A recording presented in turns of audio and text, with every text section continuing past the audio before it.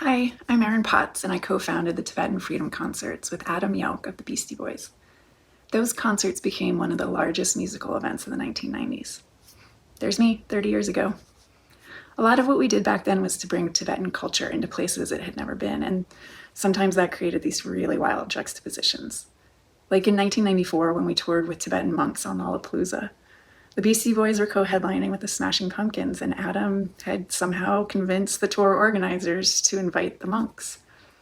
The 10-week tour started off real rough, but by the end of the tour, crowds were imitating the monks' dances and holding their hands in prayer. Backstage, the monks were hanging out with some of the biggest rock stars of the 90s, talking about the meaning of life and playing basketball. Another wild moment happened a few years after the concerts. We were at Rick Rubin's house celebrating the release of a Tibetan political prisoner.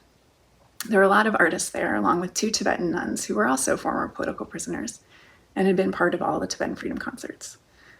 I was introducing Alanis Morissette to Mike D, which was pretty wild to begin with, when Jay-Z, who wasn't even on the invite list, came up from Rick's basement.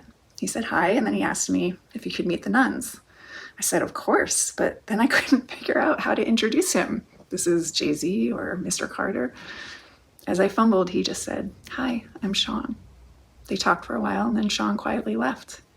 Years later, I found out that he had been downstairs that night recording 99 Problems. In the middle of recording one of his most iconic songs, he took a break to meet these incredible nuns who had survived the unthinkable in prison.